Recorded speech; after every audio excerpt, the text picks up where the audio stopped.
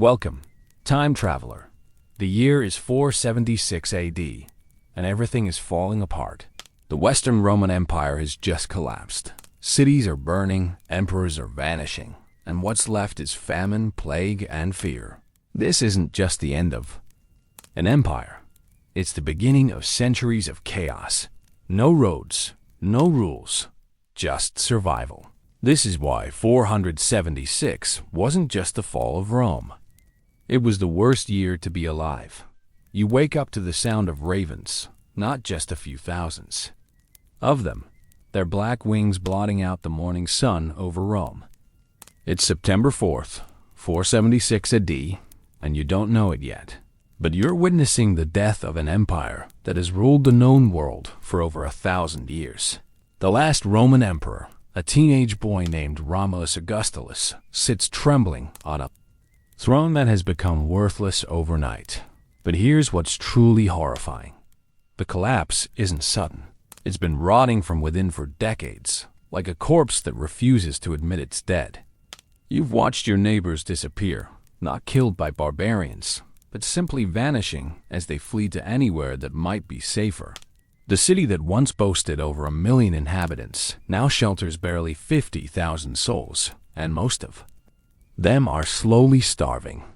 The aqueducts that brought fresh water from the mountains have been cut and broken so many times that entire districts smell of human waste and decay. You've learned to drink from wells that your grandfather would have considered poisoned because it's better than dying of thirst. The marble statues of emperors past watch over empty forums where weeds grow through cracked stones, their painted eyes seeming to judge you for surviving when their empire could not. What makes this moment in history so uniquely terrible isn't just the political collapse, it's that you're living through the slow-motion destruction of everything that gave life meaning. The roads that connected the civilized world are becoming hunting grounds for bandits. The laws that protected citizens have become suggestions that armed men choose to ignore.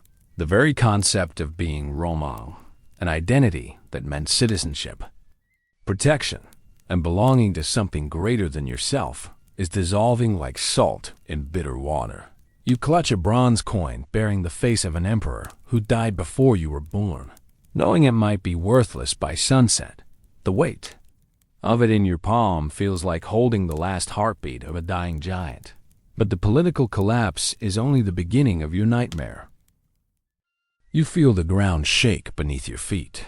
But this isn't an earthquake, it's something far worse. 3 months ago, Mount Vesuvius erupted again, sending a column of ash so thick it blocked the sun for days across southern Italy. But Vesuvius was just the beginning. From Germania to Constantinople, the earth itself seems to be rebelling against humanity in 476 AD in the volcanic regions of the empire. You watch in horror as what the locals call blood rain falls from the sky, droplets of water mixed with red volcanic dust that stains everything it touches. Children run inside screaming when they see it, convinced the gods are bleeding. You might laugh at their superstition, except you've started having the same nightmare, that the world is ending not with conquest, but with the planet itself rejecting human life.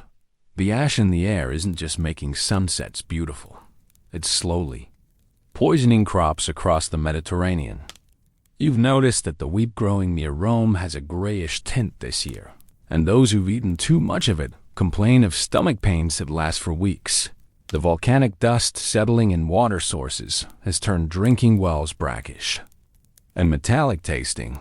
Animals refuse to graze in fields where the ash falls thickest, as if they know something humans haven't figured out yet. What's most disturbing is how the volcanic activity seems connected to human suffering in ways that feel almost supernatural.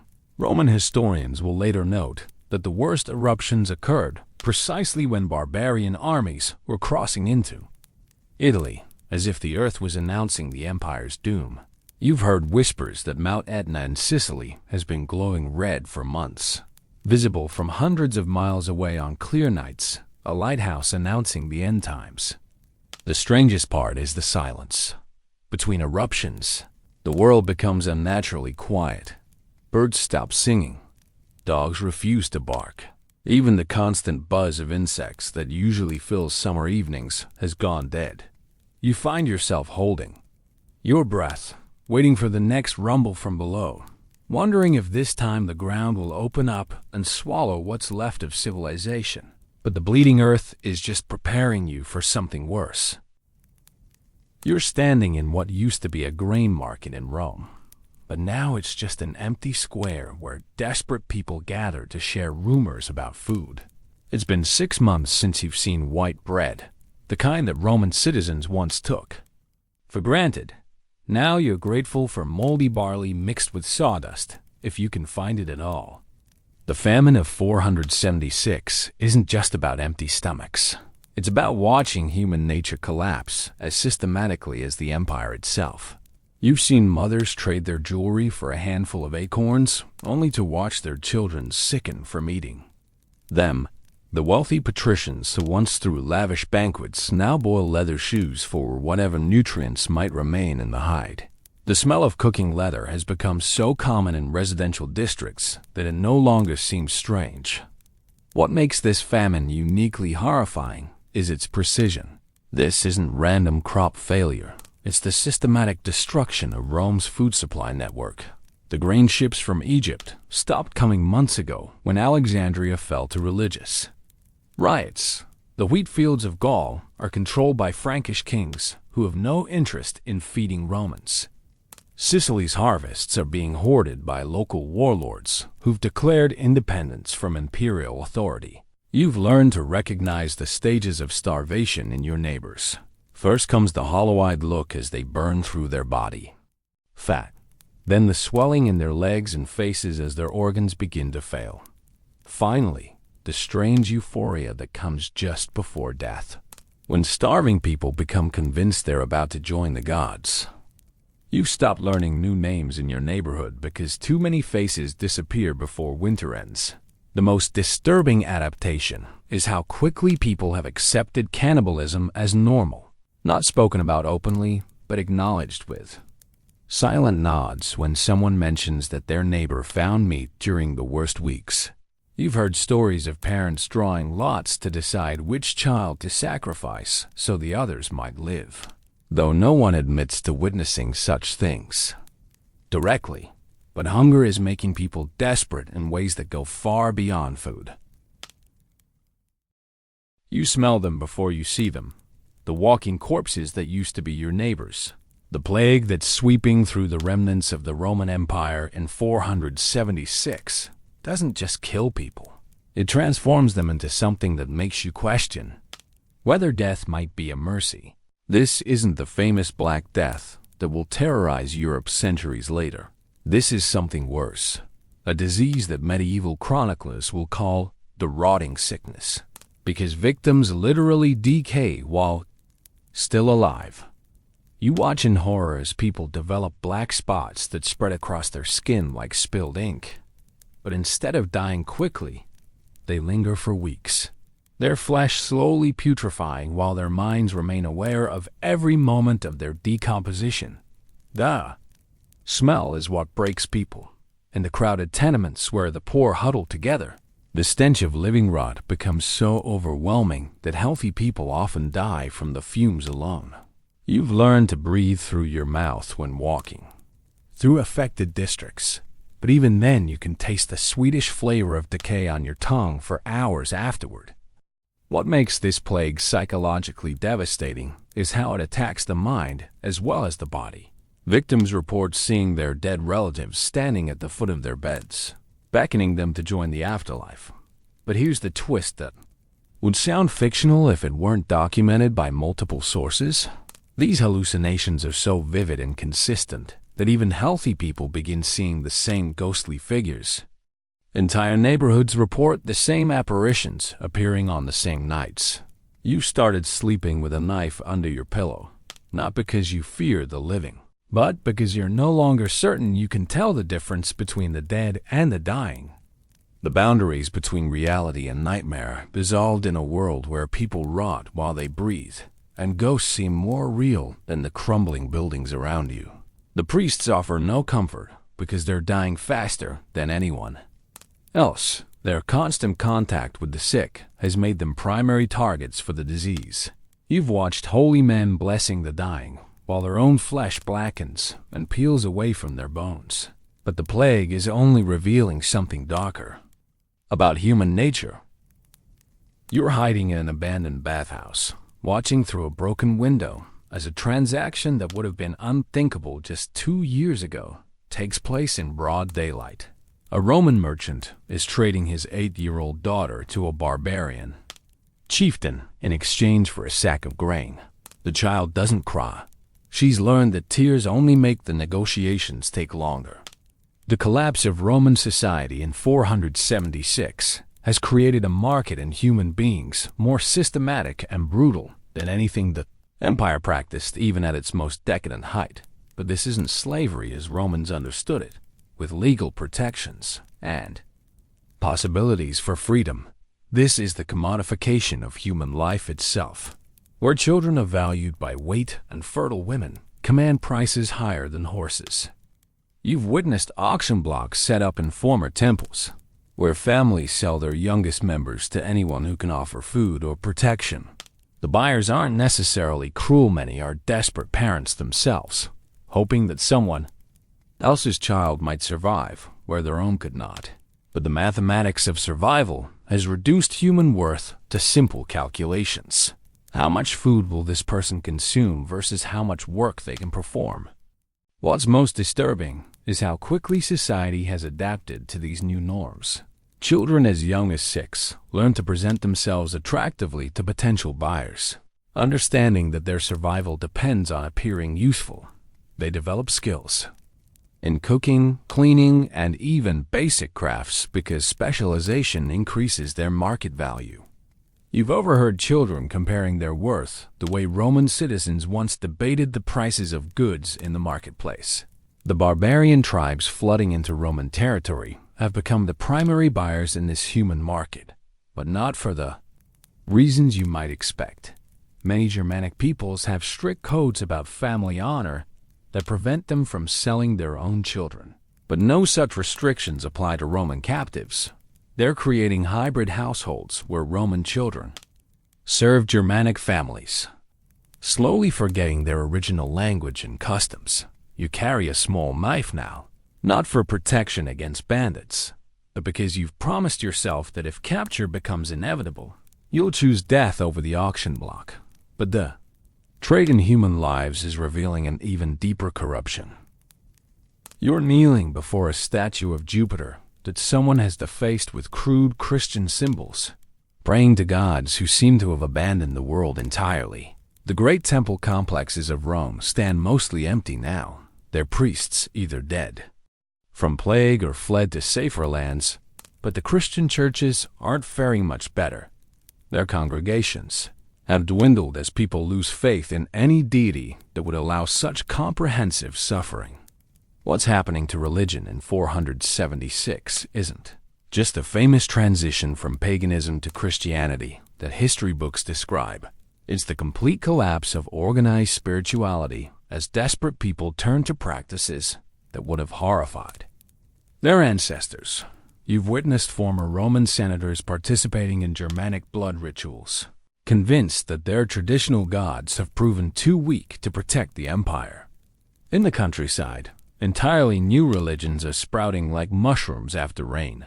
Charismatic leaders claim to have received visions showing them how to survive the apocalypse, gathering followers who practice bizarre combinations of Christian prayer, pagan sacrifice, and what can only be described as sympathetic magic.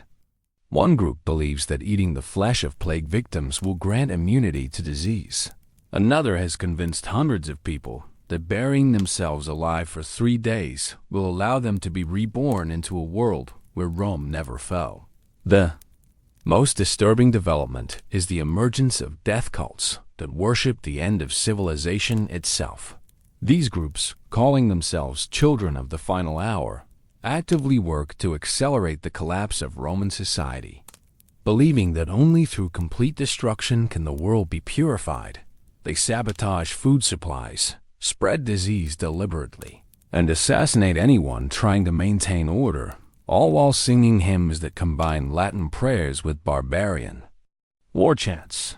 You've started carrying small offerings to multiple gods, Roman coins for Jupiter, Christian crosses carved from bone, Germanic runes scratched into metal scraps, because in a world where nothing else works, maybe spiritual diversification is the only rational approach, but even the gods seem to be at war with each other. You're running through streets lit by fires that were set deliberately, not by accident. It's October 476, and Rome is burning for the third time this year. But this time, it's Romans setting the flames. Groups of citizens have decided that if they can't save their city, they'll at least control how it dies. The fires aren't random acts of desperation. They're strategic destructions carried out by organized groups who've concluded that certain parts of Roman civilization are too dangerous to preserve.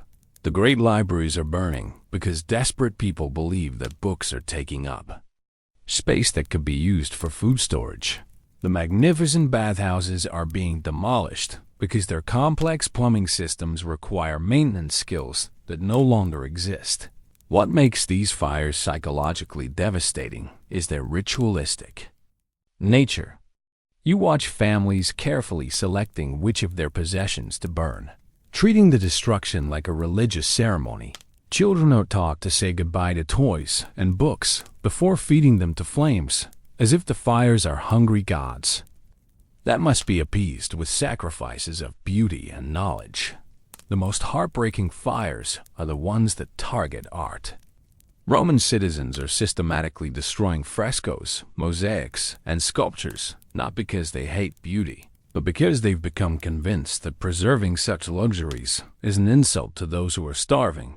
You've watched master craftsmen weep as they personally destroy works that took them years to create, believing that their survival depends on proving they've abandoned all pretensions to civilization. But here's the detail that will haunt you. The fires smell wrong. Instead of just wood smoke and burning cloth, there's a sweet, heavy odor that you eventually realize comes from the bodies of people who've chosen to die in the flames, rather than face another day of the collapse. The fires aren't just destroying buildings. They're becoming mass funeral pyres for those who've lost the will to continue living. You find yourself collecting small, beautiful objects from buildings before the fires reach them, not because you believe in their value, but because someone should remember that Romans once created things purely for the joy of creation. But the fires are revealing something even more disturbing about human nature. You're crouched behind a broken column, watching a battle fought with sticks and stones between two groups of former Roman citizens, who now call themselves the Eagles of the Palatine and the Wolves of the Aventine. Each group controls one of Rome's 7 hills, and they're at war over access to a single functioning well. The collapse of central authority in 476 has fractured Rome into a collection of micro-kingdoms, each ruled by whoever can gather enough desperate followers to control a few city blocks. These aren't barbarian conquerors. They're Romans who've adapted to the new reality by becoming barbarians themselves. The leaders often wear crude crowns made from melted-down imperial jewelry, styling themselves as kings of ruins. What's most disturbing about these petty warlords is how quickly they've developed elaborate mythologies to justify their power. The man who controls the Capitoline Hill claims to be the reincarnation of Romulus, the city's legendary founder. His followers have tattooed themselves with crude eagles and speak in a pidgin Latin mixed with Germanic words they've picked up from barbarian traders. They've created their own calendar, declaring that the true Roman Empire began when their leader claimed his territory. You've watched these groups develop increasingly bizarre initiation rituals. New members must prove their loyalty by participating in mock gladiatorial contests using real weapons, but with rules designed to maim rather than kill, because dead followers are less useful than permanently marked ones. The survivors bear scars that serve as identification marks, showing which hill they belong to and how many battles they've survived. The territorial wars are fought with a savagery that makes barbarian invasions look civilized by comparison. Prisoners aren't killed quickly. They're tortured in public ceremonies designed to terrorize opposing factions. You've seen men crucified, upside down on broken aqueducts, their screams echoing across the city for days before death finally silences them. What keeps you awake at night is the realization that this fragmentation isn't temporary chaos. It's Rome's future. The empire won't fall to a single conquering force.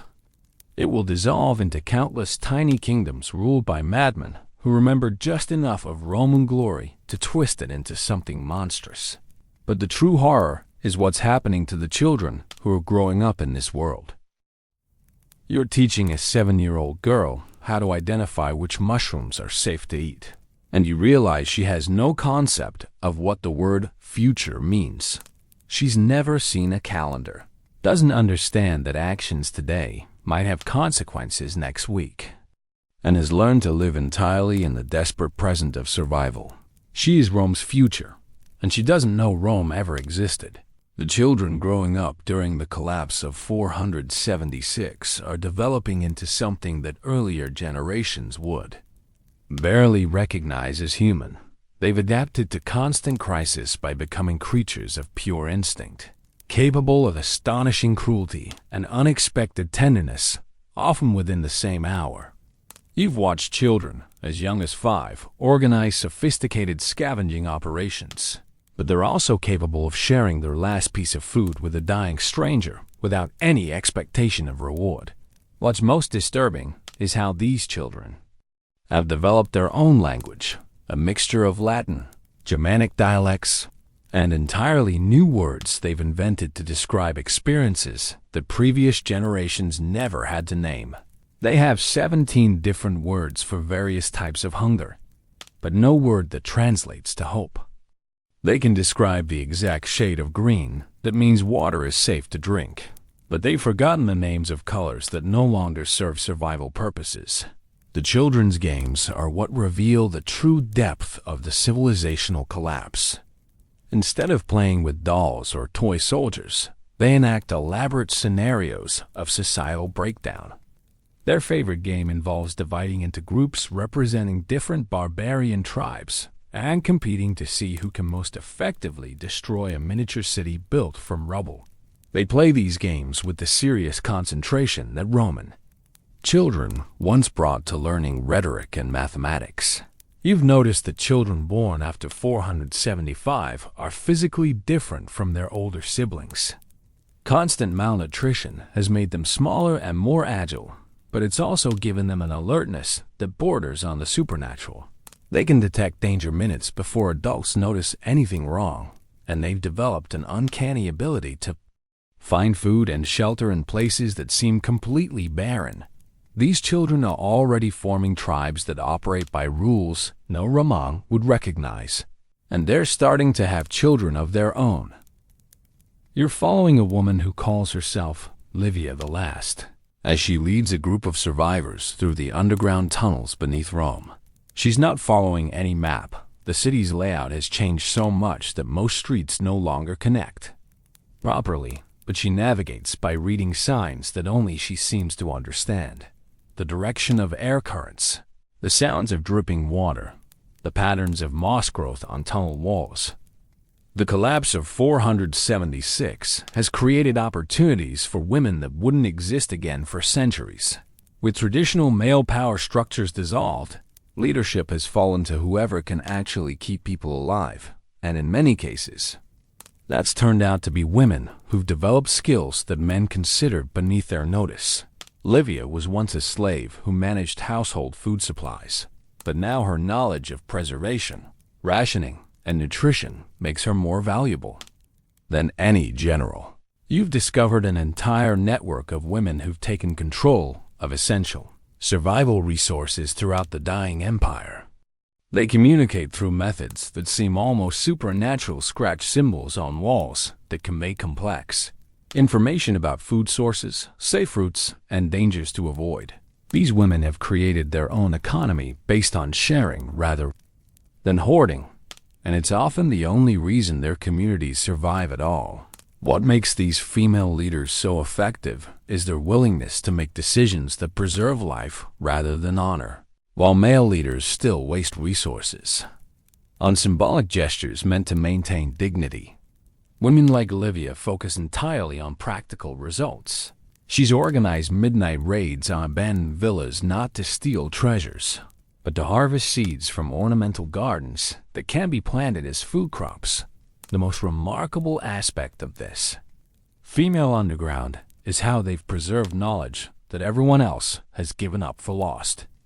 While libraries burn and schools close, these women are teaching children essential skills through songs and stories that encode information about agriculture, medicine, and engineering. They've become the informal inheritors of Roman civilization, carrying forward what can be saved while abandoning what cannot.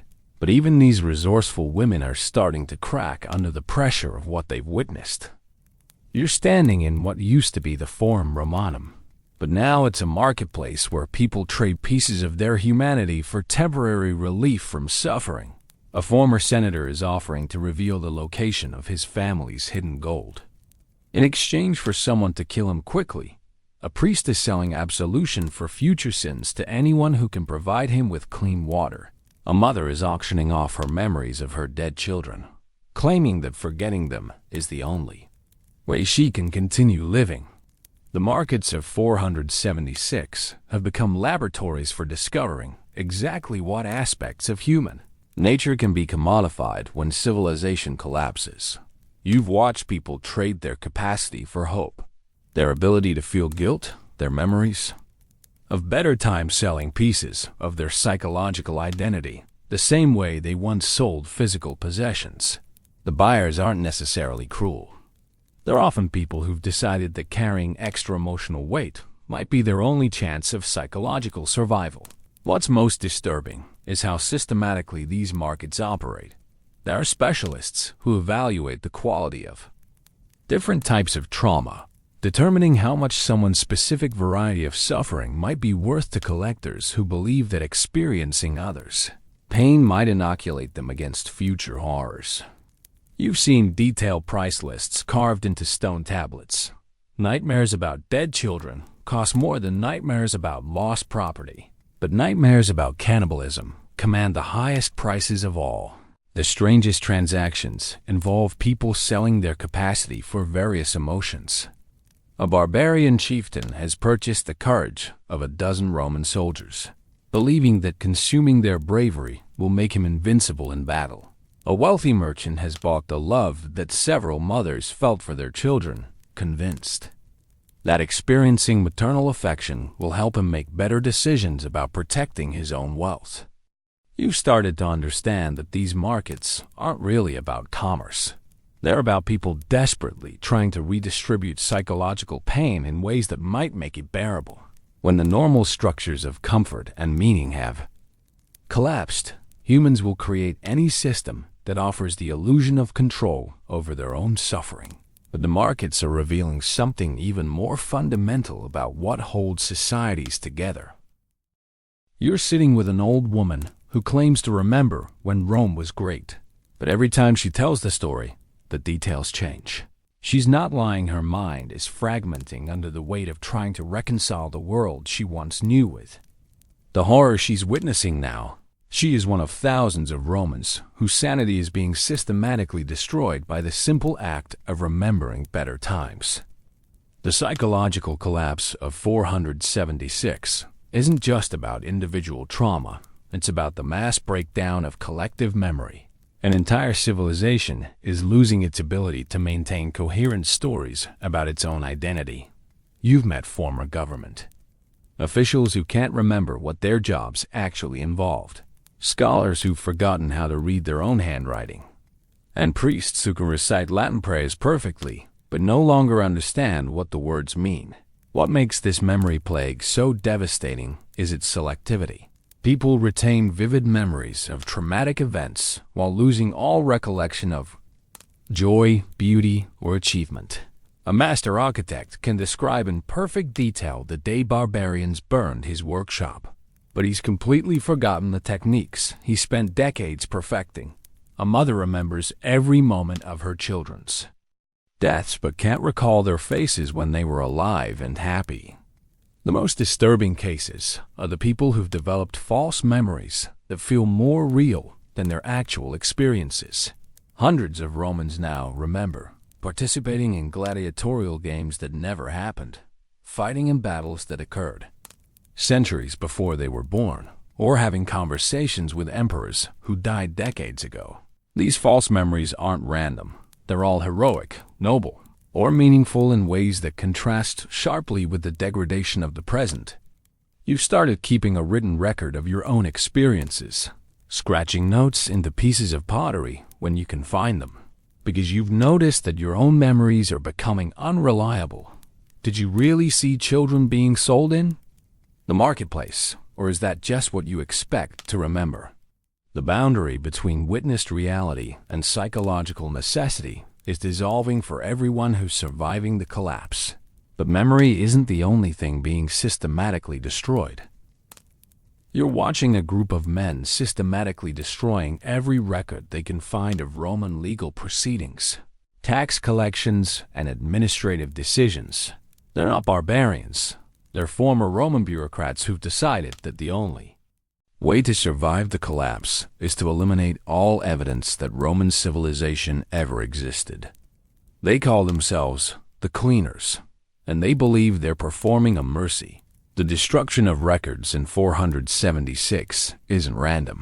Vandalism, it's organized erasure carried out by people who understand exactly what they're destroying and why. These men once devoted their lives to maintaining the paperwork that held the empire together, but now they've concluded that preserving documentation of Roman achievements will only make the present suffering more unbearable for future generations.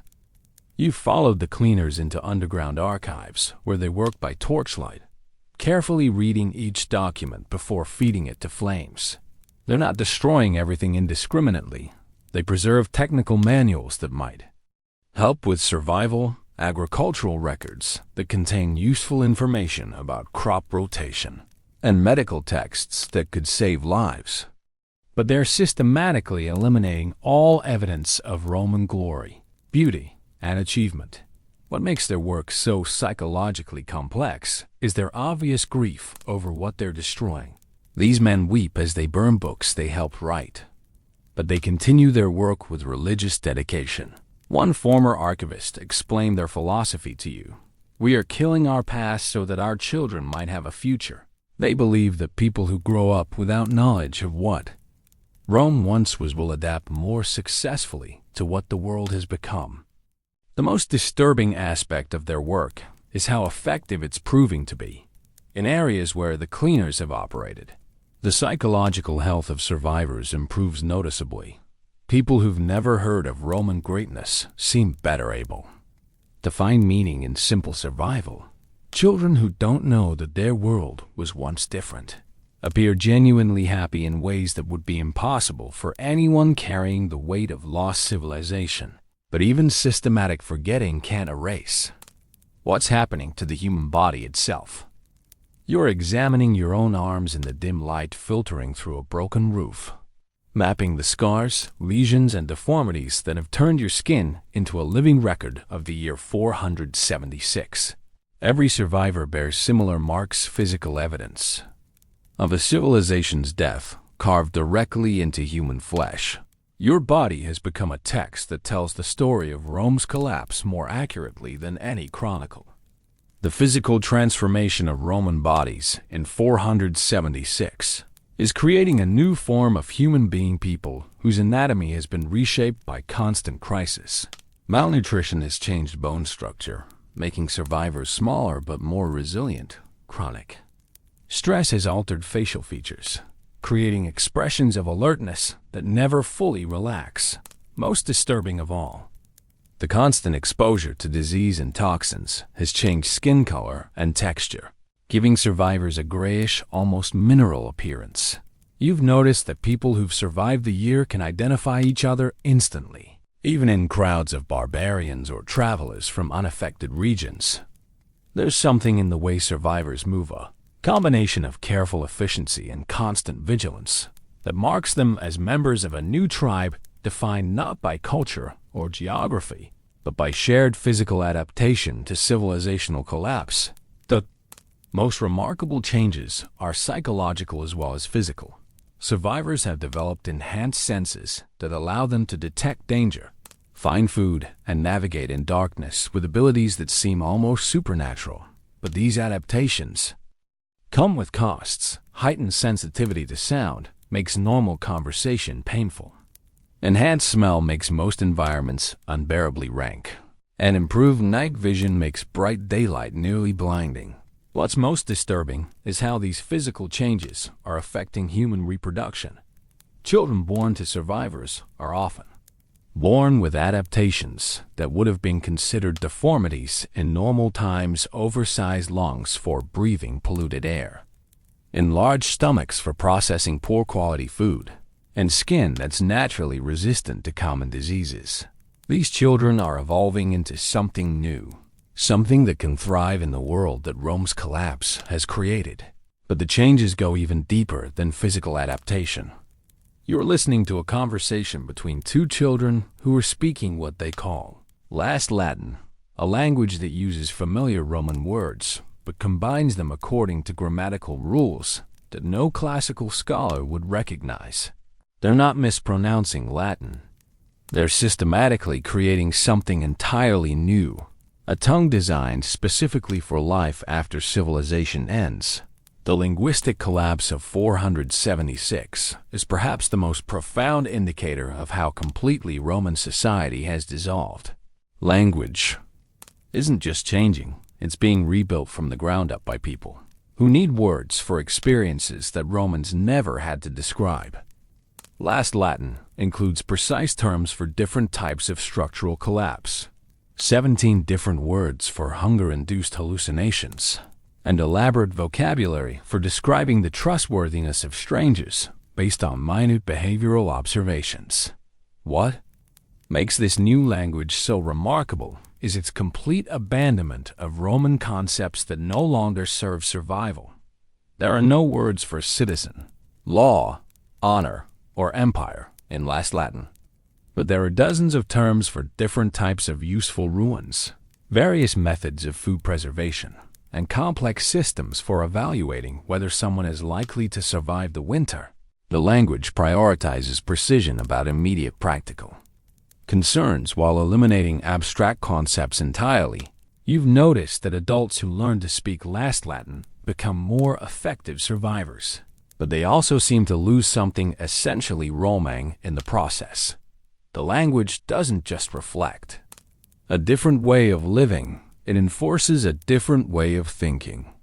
People who speak it fluently begin to evaluate all situations in terms of immediate survival advantage, losing the capacity for long-term planning or abstract reasoning. The most disturbing aspect of Last Latin is how it's spreading beyond the boundaries of the former empire. Barbarian children are learning it as a trade language, and it's becoming the common tongue of the post-Roman world. Within a generation, this might be the only Latin that exists, carrying forward the phonetic memory of Roman speech while completely abandoning Roman thought. But language isn't the only thing evolving in unexpected directions. You're standing before a mural that a dying artist is painting on the wall of a ruined temple, using pigments made from crushed bones, blood, and mineral deposits from collapsed buildings. The image shows Rome burning, but it's painted with such skill and beauty that the destruction becomes transcendent, almost holy. The artist whispers to you that she's creating endings that deserve to be remembered, and you understand that you're witnessing the birth of an entirely new form of art. The artistic movement emerging from the collapse of 476 represents perhaps the strangest cultural development in human history, the creation of beauty specifically designed to celebrate destruction. Artists who once created frescoes glorifying Roman victories are now devoting their remaining skills to making the empire's death as visually magnificent as its life once was. They call their work funeral art, and they believe that civilizations, like people, deserve beautiful deaths. What makes this art so psychologically complex is how it transforms horror into something genuinely moving. You've seen sculptures carved from the bones of plague victims that somehow manage to convey not just suffering, but dignity in suffering. Painters are creating portraits of starving children that emphasize not their victimhood, but their resilience and grace under impossible circumstances. The art doesn't deny the reality of collapse, it finds meaning within that reality. The most remarkable pieces are collaborative works created by entire communities of survivors. In abandoned amphitheaters, groups of people are staging elaborate performances that reenact the fall of Rome, but with scripts that emphasize heroism, sacrifice, and the courage required to witness the end of everything you've ever known. These performances often last for days, with audiences and performers switching roles as the epic of civilizational death unfolds. You've started to understand that this art serves a psychological function that's essential for survival. By transforming their trauma into something beautiful, survivors are finding ways to bear witness to their experiences without being destroyed by them. The art doesn't offer false comfort or deny the reality of loss. Instead, it provides a framework for experiencing catastrophe as meaningful rather than merely random. But even beauty can't protect against what's happening to human relationships. You're sitting in a circle with 11 other survivors, arranged according to a precise geometric pattern that's become standard throughout the collapsing empire. Everyone sits exactly the same distance from everyone else, with clear sightlines to all exits and weapons positioned for quick access but not immediate threat. This is how humans interact, mathematical precision, designed to minimize the possibility of betrayal while maximizing the potential for cooperation. The social structures emerging from the collapse of 476 represent a complete reinvention of human relationships based on brutal lessons about trust and survival. Traditional Roman social hierarchies, based on birth, wealth, or achievement, have been replaced by fluid networks organized around practical skills and proven reliability. You earn status not by what your family accomplished, but by how many people are alive today because of your actions yesterday. What's most remarkable about these new social arrangements is their sophisticated understanding of human psychology under stress. Survivors have developed elaborate systems for testing trustworthiness that go far beyond simple observation. Potential group members must pass through carefully designed scenarios that reveal how they behave when they're hungry, frightened, or tempted by opportunities for personal advantage. The groups that survive longest have learned to organize themselves according to what they call fracture mathematics, social structures, designed to bend without breaking when individual members inevitably crack under pressure. Every group assumes that each member will eventually betray the others, and they plan accordingly, creating redundant relationships and backup alliances that can absorb the shock of personal collapse without destroying the whole network. You've observed that these new social structures are remarkably effective at keeping people alive, but they come with psychological costs that no one talks about openly. Living in constant expectation of betrayal makes genuine intimacy impossible. Survivors develop deep practical bonds with each other, but emotional distance becomes a survival skill. Love becomes a luxury that few can afford, because caring too much about another person makes their inevitable loss unbearable. But the most disturbing changes are happening to the concept of individual identity itself.